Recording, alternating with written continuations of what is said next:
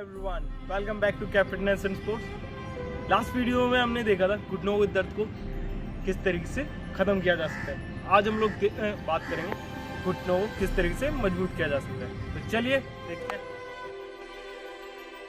शुरू करते हैं। पूर्ण बैठक से सीधे खड़े हो जाएं। बैठते समय हाथों को आगे की तरफ लाएं और वापस खड़े हो जाएं। इसे अपनी गति के अनुसार और अपनी क्षमता के अनुसार करें। अब आते हैं उत्कट आसन पे। सीधे खड़े हो जाएं। पैरों को शोल्डर लेवल पे रखें। हाथों को आगे की तरफ लाएं और नीचे आधा बैठ जाएं।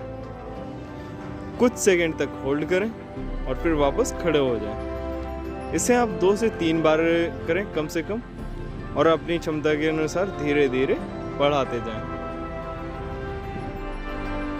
अब आते हैं हनुमान बैठक पे। सीधे खड़े हो जाएं। पैरों को फैलाएं। हाथों को आगे की तरफ करें। एड़ी से होते हुए एक तरफ बैठ जाएं। वापस उसी अवस्था में आए। इसी तरीके से दूसरी तरफ करें। वापस आ जाएं। इसे अपनी क्षमता के अनुसार बढ़ाते जाएं और वापस प्रारंभिक अवस्था में आ जाएं।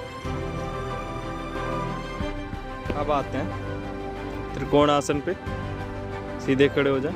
पैरों को फैला लें। अपने एक पैर को बाहर की तरफ करें। उसके ऑपोजिट हाथ ऊपर उठा लें और सीधा नीचे की तरफ जाएं और अपने हाथ को पैरों पे टच करें। ऊपर वाले हाथ को देखते रहें और कुछ सेकंड होल्ड करें। अगर आपसे ये नहीं हो पा रहा है तो थोड़ा ऊपर ही करें, कम करें और वापस प्रारंभिक अवस्था में आ जाएं। इसी तरीके से आपको दूसरी तरफ करना है और अपनी क्षमता के अनुसार बढ़ाते जाएं।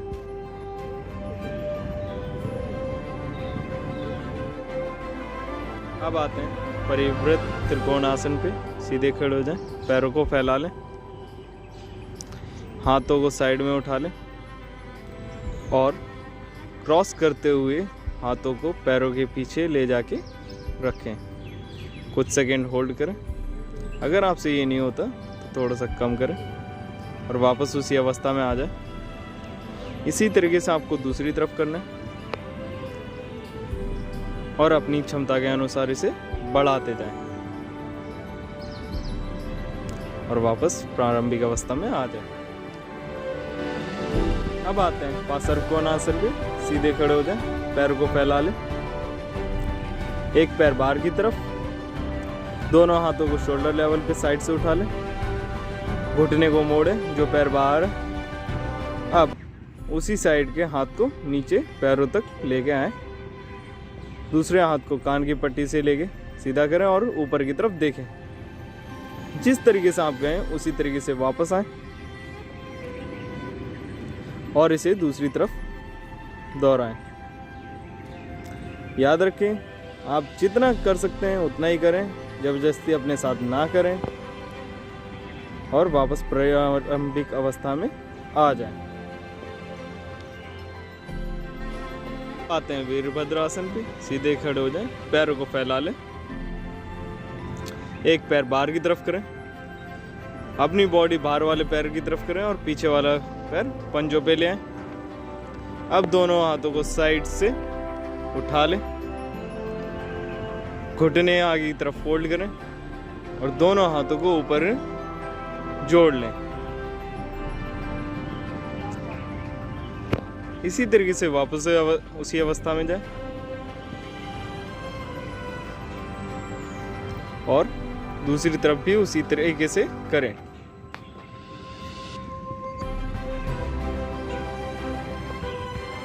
याद रखें, जितना हो उतना ही करें, ज़्यादा ना करें।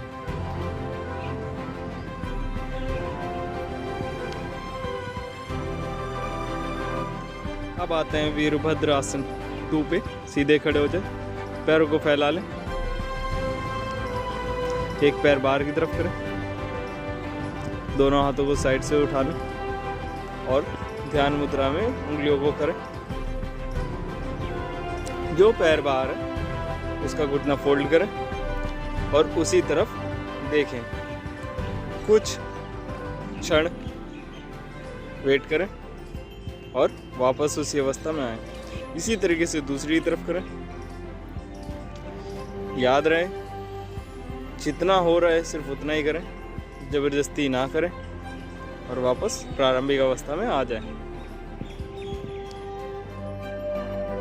अब आते हैं वीरभद्रासन 3 पे। सीधे खड़े हो जाएं, हाथों को साइड से ले जाते हुए ऊपर की तरफ लाएं, कमर को मोड़ें और आधा झुक जाएं। अपने एक पैर को पीछे की तरफ उठाएं और 180 डिग्री का कोण बनाएं। कुछ समय रुकें और वापस उसी अवस्था में आ जाएं। इसी प्रकार आपको दूसरे पैर से भी करना है। अपना बैलेंस बनाएं, जितना हो सके उतना ही करें और वापस प्रारंभिक अवस्था में आ जाएं।